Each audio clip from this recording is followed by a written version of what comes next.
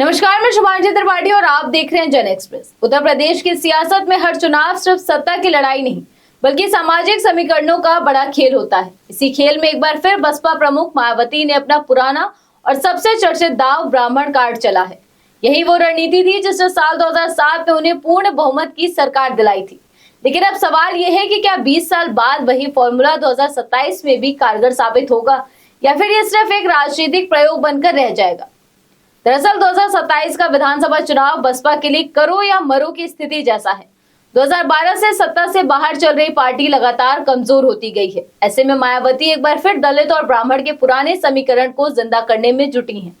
हाल ही में लखनऊ में पार्टी कार्यकर्ताओं के साथ हुई बैठक में उन्होंने ब्राह्मण समाज को संदेश देने की कोशिश की कि बसपा सरकार में ही उन्हें सम्मान और हिस्सेदारी मिली थी।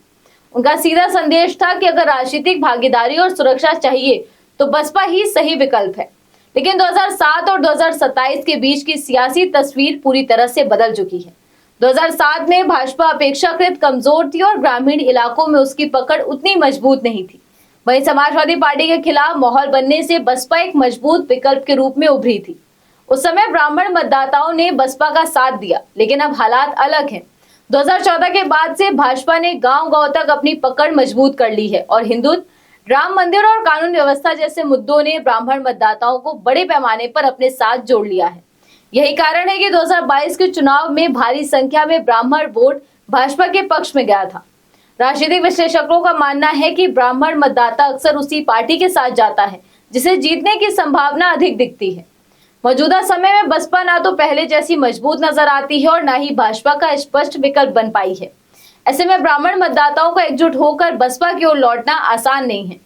इसके अलावा बसपा के पास अब पहले जैसे मजबूत ब्राह्मण चेहरे भी नहीं बचे हैं।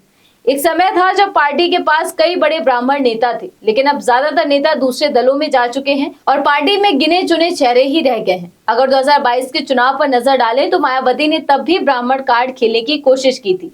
पूरे प्रदेश में प्रबुद्ध वर्ग सम्मेलन आयोजित किए गए और बड़ी संख्या में ब्राह्मण उम्मीदवारों को टिकट दिया गया, लेकिन नतीजा बेहद निराशाजनक रहा और पार्टी सिर्फ एक सीट पर सिमट गई। इससे ये साफ हो जाता है कि केवल पुराना फॉर्मूला दोहराने से सफलता नहीं मिलती, बल्कि बदलते राजनीतिक माहौल के हिसाब से रणनीति भी बदलनी पड़ती है।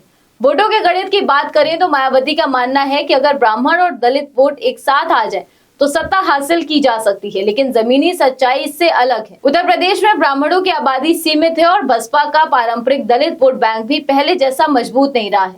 गैर जाटव दलित, मुस्लिम और अति पिछड़ी जातियों का समर्थन भी पार्टी से खिसक चुका है। ऐसे में सिर्फ ब्राह्मणों के सहारे सत्ता तक पहुंचना बेहद मुश्किल दिखाई देता है। इसके अलावा अब यूपी में चुनाव जीतने का गणित भी बदल चुका है। पहले जहां 25 से 30% वोट शेयर से सरकार बन जाती थी, वहीं अब 40 से 45% वोट हासिल करना जरूरी हो गया है।